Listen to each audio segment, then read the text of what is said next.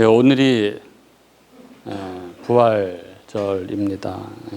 예수님께서 죽음에서 부활하신 부활절인데, 날씨가 뭐 그러지 않아도 날씨가 너무 좋은데 어제 비가 오고 해서 오늘은 막 싱그럽고 그렇습니다. 막 꽃잎이 나무에 뭐 가득하고 또 떨어진 꽃잎 뭐 이래가지고 오늘 교회에 오는데도 막 꽃 속을 달려온 것 같은 그런 기분이었습니다. 세상이 너무나 아름답습니다. 저는 뭐 외국 여행을 많이 다녀본 그런 사람은 아니지만, 그래도 제가 다녔던 곳 중에서는 정말 아름다웠던 곳들이, 그런 기억들이 있습니다. 예전에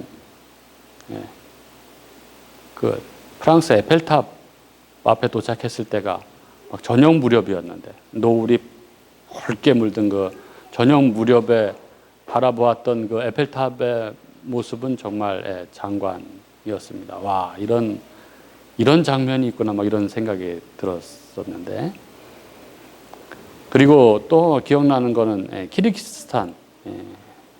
키르기즈스탄의 그 송쿨이라는 데가 있는데요. 그 송쿨로 가는 그 길이, 그 초원이 쫙 펼쳐지면서 꽃들이 막 만발해 있고, 그리고 송쿨에서 맞이한 그 밤은 진짜 별이 손에 잡힐 것 같지, 막 별들이 가득 그냥 손에 잡힐 듯 내려와 있고, 발 아래에는 에델바이스 꽃들이 쫙 있고, 호수가 그냥 투명하게 빛나는 정말 꿈속에 있는 것 같은 그런 광경도 기억이 납니다. 그러나 제가 다녔던 곳 중에서 제일 제 기억에 오래 남아있는 곳이 있습니다. 어디냐 하면은 영국의 밀턴 케인즈라는 도시입니다.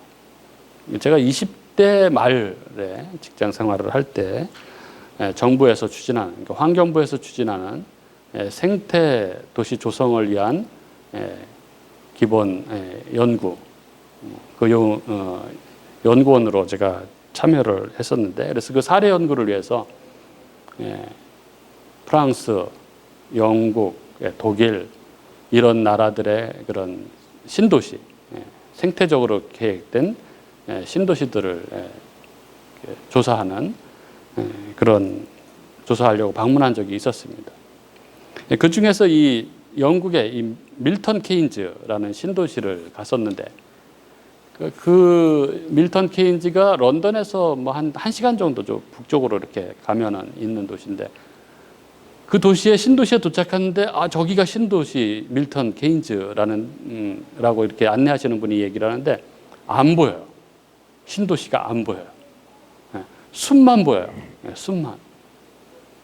그래서 숲 안으로 이렇게 차를 타고 들어가니까 그 안에 이제 신도시가 있는데, 뭐 이렇게 막 고층 이런 것이 아니라 다 단층 뭐 이렇게 집들이 있고, 막 집 앞에 꽃밭들이 쫙 펼쳐져 있고, 집 앞마다 이렇게 물이 이렇게 뭐 강물처럼 이렇게 다 있고, 그 날씨도 너무 좋았는데, 그 꽃이 가득한 그 물이 흐르는 그곳에서 아이들이 막 물속으로 다이빙을 하고 막 그러는 모습이, 그때 제가 너무 큰 감동을 받았습니다. 한 번도 그런 생각을 해본 적이 없었는데, 그때 막 정신없이 살 때였으니까 한 번도 그런 생각을 해본 적이 없었는데, 야, 이런 데서 살면 너무 좋겠다. 이런 데에 살고 싶다. 막 이런 생각을 그곳에서 한번 해봤습니다. 우리의 인생에 뭐 이런저런 일들이 있죠. 삶의 고단함이 있고, 또 아픔과 고통이 있고 그렇습니다. 그러나 이 세상은 아름답죠. 아름답습니다. 그래서 이 아름다운 세상을 생각할 때, 이 세상을 떠난다는 것, 죽음이라는 것은 참으로 우리에게 아쉬움이 있고, 그래서 미련이 있고 그런 것 같습니다.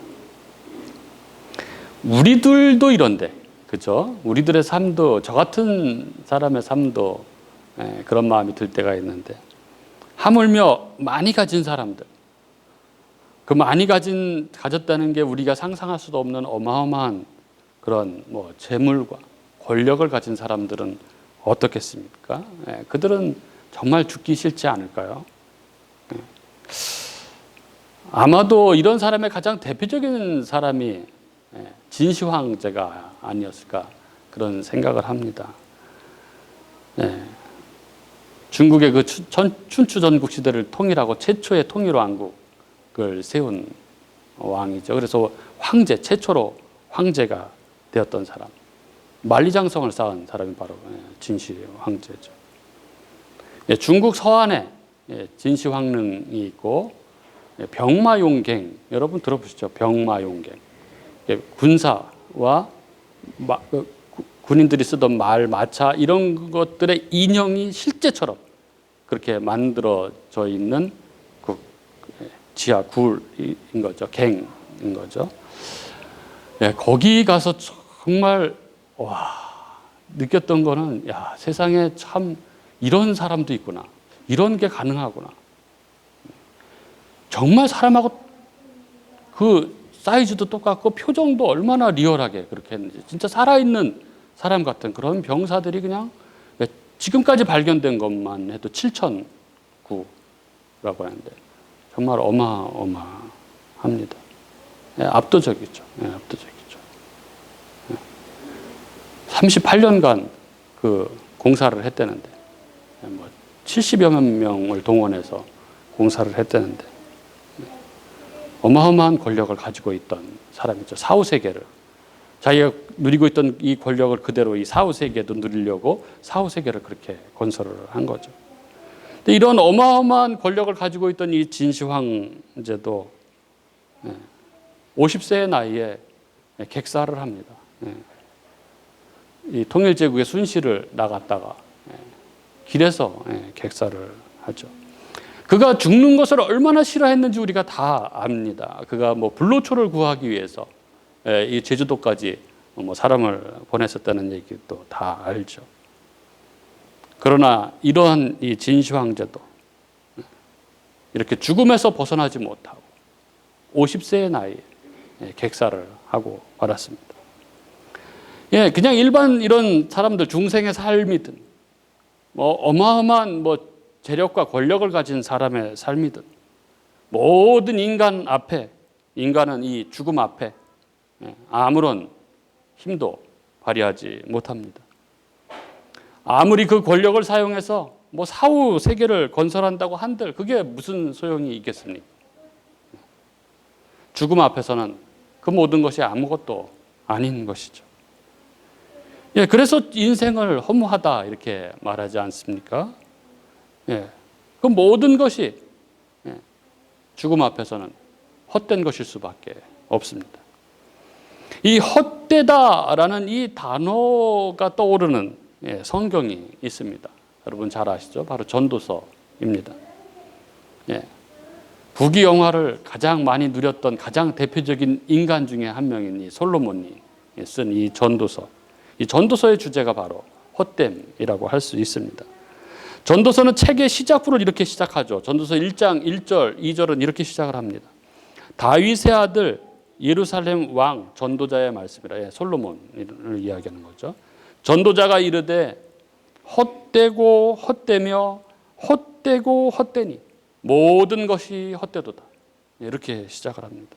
그냥 읽기만 해도, 이 구절을 그냥 읽기만 해도 인생이 얼마나 헛된 것인지 더 이상 표현할 수 없는 그런 구절이 아닌가 싶습니다.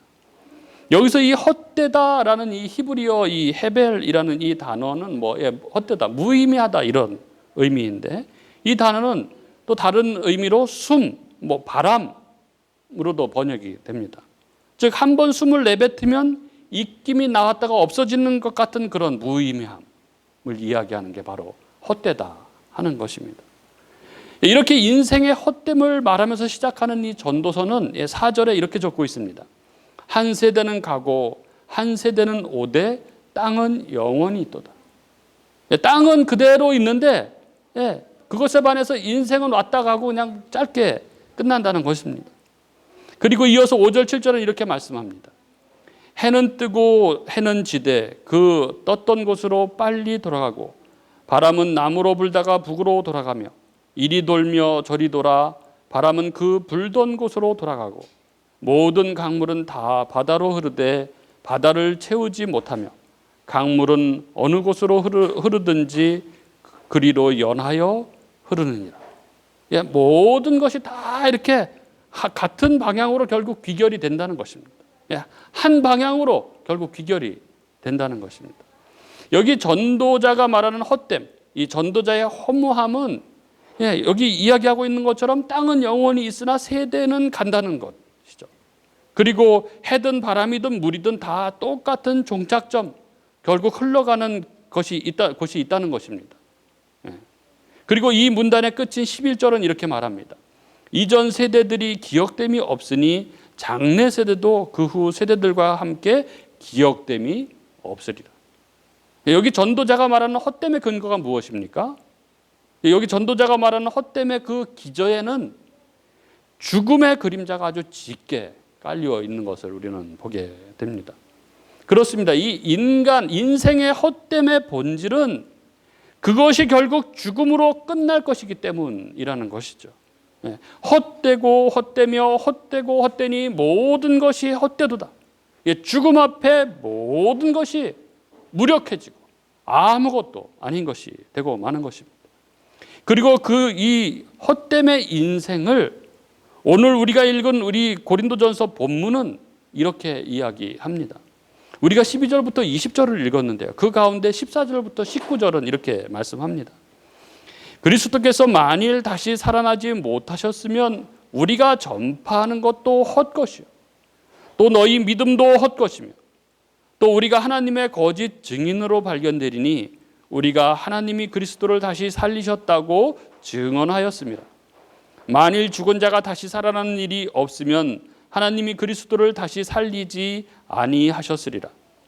만일 죽은 자가 다시 살아나는 일이 없으면 그리스도도 다시 살아나신 일이 없었을 터이요 그리스도께서 다시 살아나신 일이 없으면 너희의 믿음도 헛되고 너희가 여전히 죄 가운데 있을 것이요 또한 그리스도 안에서 잠자는 자도 망하였으리니 만일 그리스도 안에서 우리가 바라는 것이 다만 이 세상의 삶뿐이면 모든 사람 가운데 우리가 더욱 불쌍한 자이니라. 사도 바울은 그의 일평생 주님을 만나고 나서 그의 일평생 주님을 전하는 일에 복음을 전하는 일에 매진했습니다. 그런 그가 이렇게 말합니다. 우리가 전파하는 것도 헛것이다. 우리가 그리스도를 전하는 것도 헛것이다. 그리고 믿음 때문에 평생을 살아가야 할 이 고린도 교회를 향해서 너희의 믿음도 헛것이다. 그리고 소망 가운데 죽은 그 신자들을 향해서도 이렇게 말합니다. 너희도 망하였을 것이다. 그리고 최종적으로 이렇게 결론을 내리는 것이죠. 모든 사람 가운데 우리가 가장 불쌍한 자다. 어떤 때에 그렇습니까? 어떤 때에? 15절에 죽은 자가 다시 살아나는 일이 없다면 그렇다는 것입니다.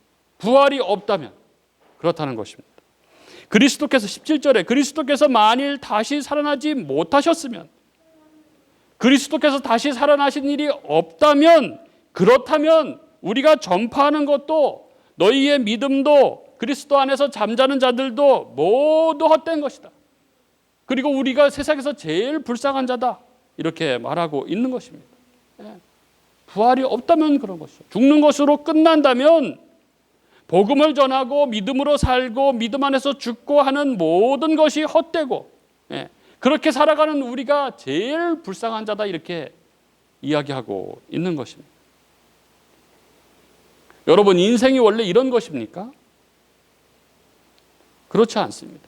인생은 원래 이렇지 않습니다. 인생은 아름답고 찬란한 것입니다. 태초에 하나님께서 지으신 인간 그리고 그들에게 허락된 인생은 참으로 복된 것이었습니다. 온 땅과 바다 하나님이 지으신 피조 세계는 아름답고 풍요로운 것들로 가득했습니다.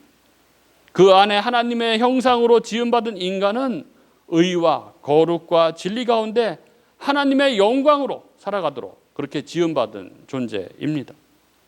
인생은 사랑으로 하나 된 가정 안에서 생육하고 번성하고 땅의 충만함으로 이 땅 가득 하나님 나라를 이뤄가도록 지음받은 그런 복된 존재였습니다. 인생은 원래 아름답고 찬란한 그런 것이었습니다.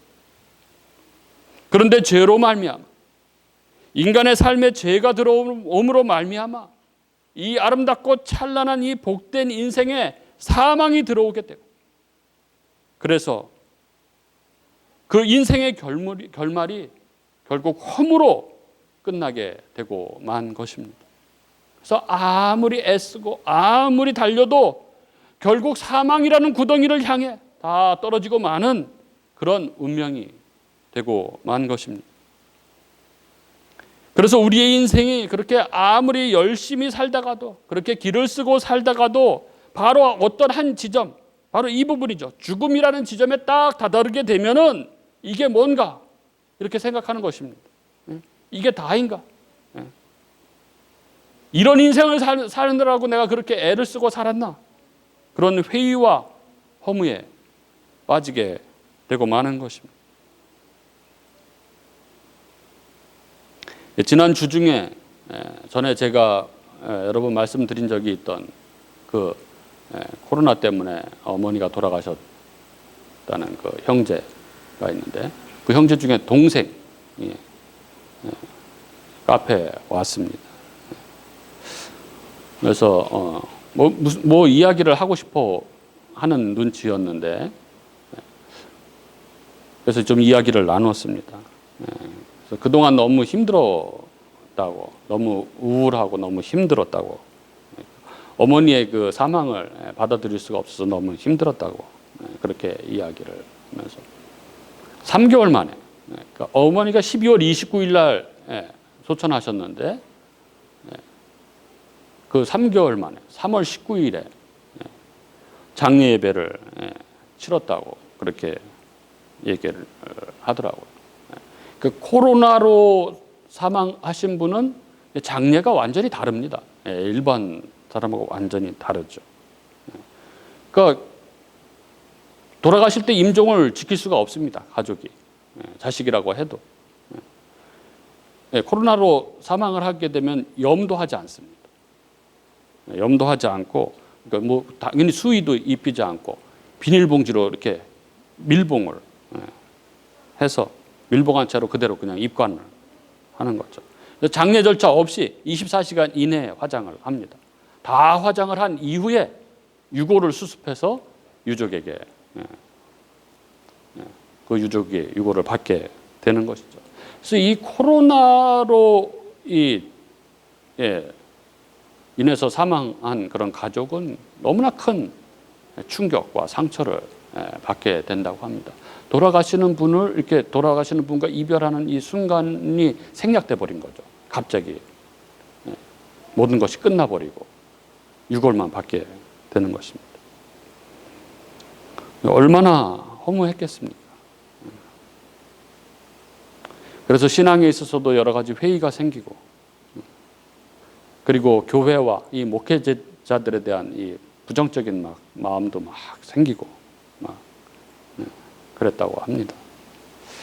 그래서 제가 좀 이야기를 좀 많이 했는데, 어머니가 원하시는 것이 무엇인지에 대해서 어쨌든 신앙생활 잘해서 믿음으로 살아가는 그런 모습을 어머니가 바라지 않겠느냐, 그리고 이후에 천국에서 어머니를 만나야 될 거 아니냐, 이런 얘기를 했습니다. 그리고 기독교의 핵심이 생명이라는 것을, 그 복음에 대해서 한참을 얘기를 했습니다. 그 자리에서 우리 복음인교회 이 구독을 하고 뭐 해서 지금 뭐 이 이야기를 듣고 있는지도 모르겠습니다. 어머니의 갑작스런 죽음 앞에 그렇게 허무감 가운데 빠졌지만, 다시 복음 앞에, 생명을 얻는 복음 앞에 신앙의 힘을 얻는 그런 시간이 되었으면 좋겠다, 그런 생각이 계속 듭니다. 죽음 앞에 우리가 느끼는 것은 허무함이죠. 허무 그 자체입니다. 인생의 허무이죠. 죽음 앞에 인생은 그저 허무한 한여름밤의 꿈 같은 게 인생 아니겠습니까? 우리 인생의 모든 헛됨의 근원은 바로 죽음입니다. 그런데 이 죽음의 문제가, 이 인생의 영원한 숙제가 예수 그리스도 안에서 해결이 된 것입니다. 오늘 본문, 우리가 읽은 본문의 마지막 절 20절은 이렇게 말씀합니다. 그러나 이제 그리스도께서 죽은 자 가운데서 다시 살아나사 잠자는 자들의 첫 열매가 되셨도다. 이렇게 말씀합니다. 그리스도께서 죽은 자 가운데서 다시 살아나셨다는 이 사실은 단순히 2000년 전에 있었던 어떤 신비한, 어떤 인물의 신비한 사건이 아닙니다. 그리스도께서 죽은 자 가운데서 살아나셨다라는 이 사실은 이제 인생의 그 모든 헛됨의 근원, 그 죽음의 문제가 해결됐다는 것을 의미합니다. 그리스도께서 죽음을 이기시고 승리하심으로써 영원한 생명의 삶을 여신 것입니다. 그리고 예수께서 그 영원한 생명, 그 부활의 첫 열매가 되심으로 우리로 부활하여 영원한 생명을 누리는 두 번째, 세 번째, 네 번째 열매가 되게 하신 것입니다. 어떻게 그렇게 됩니까? 예수 그리스도께서 이 부활의 첫 열매가 되신 그 방식 그대로 그렇게 두 번째, 세 번째, 네 번째 열매가 맺히는 것입니다. 우리가 그리스도를 믿을 때 그와 연합함으로, 그리스도와 함께 십자가의 죽으심으로 우리의 죄의 문제가 해결되고 그의 부활하심으로 연합해서 우리가 부활함으로 우리가 새 생명을 얻게 되는 것입니다. 그 동일한 방법으로 두 번째, 세 번째, 네 번째, 다섯 번째 열매들이 계속해서 열리게 되는 것입니다. 부활과 영생의 길을 우리 주 예수 그리스도께서 그 길을 활짝 여신 것입니다. 그러므로 이제 우리에게는 소망이 있습니다. 우리의 삶에는 여전히 이런저런 아픔이 있고 슬픔이 있고 그리고 때때로 회의가 생기기도 하지만 그러나 인생의 모든 헛됨의 근원인 문제인 이 죽음의 문제가 예수 그리스도 안에서 해결이 된 것입니다. 그렇게 우리의 삶의 순간순간 찾아오는 이 아픔과 슬픔과 회의는 우리가 이제 영원히 하나님과 함께 누리게 될 새 생명을 소유한 자라는 그 사실 앞에 이제 힘을 잃게 되는 것이죠. 우리는 이제 죽음의 문제를 이기고 영원한 생명을 시작하게 된 자입니다. 그렇게 우리는 우리의 삶의 어떠함 가운데서도 이제 기쁨과 평안을 유지하고 누릴 수 있게 되는 것입니다. 그리스도 안에서 이제 우리의 인생은 결코 헛되지 않습니다. 부활은 인생의 모든 것들을 완전히 바꿔 놓았습니다. 부활은 우리 인생의 의미, 그 가치를 완전히 바꿔 놓았습니다. 이제 예수를 믿는 자에게, 예수 그리스도와 연합한 자에게 죽음은 더 이상 허무도 두려움의 대상도 아닌 것입니다. 이 영적 실체, 이 믿음을 가진 사람은 그래서 그의 삶이 완전히 바뀌게 되는 것이죠. 어떻게 바뀝니까? 31절에 사도 바울이 이렇게 선언합니다. 형제들아, 내가 그리스도 예수 우리 주 안에서 가진 바 너희에 대한 나의 자랑을 두고 단언하노니 나는 날마다 죽노라. 이렇게 선언합니다. 부활을 믿는 사람은 날마다 그의 삶 가운데서 죽을 수 있다는 것입니다. 억울해도 죽을 수 있고 서러워도 죽을 수 있고 이해가 안 되고 납득이 안 돼도 내가 죽을 수 있다고 말하는 것입니다. 왜 그렇습니까? 죽어도 부활한다는 믿음과 소망이 있기 때문에 그렇습니다. 그리스도 예수 안에서는 죽어도 다시 살아나기 때문에 그렇습니다. 그렇게 매일매일 죽고 다시 살아나는 삶을 살아가는 자, 그가 바로 부활 생명을 가진 자, 바로 신도입니다. 그가 바로 죽어서 영원한 생명으로 우리 주님과 함께 영원한 나라에 거하게 될 자, 그가 바로 성도인 것입니다. 오늘 우리가 맞는 이 부활절이 우리의 신앙이 이 그리스도 안에서 온전히 부활하는 그러한 은혜의 날이 될 수 있기를 간절히 바랍니다. 그래서 그리스도 안에서 이 부활 생명을 소유한 자로서 날마다 부활 생명으로 살아가는 저와 여러분이 될 수 있기를 주님의 이름으로 축복합니다.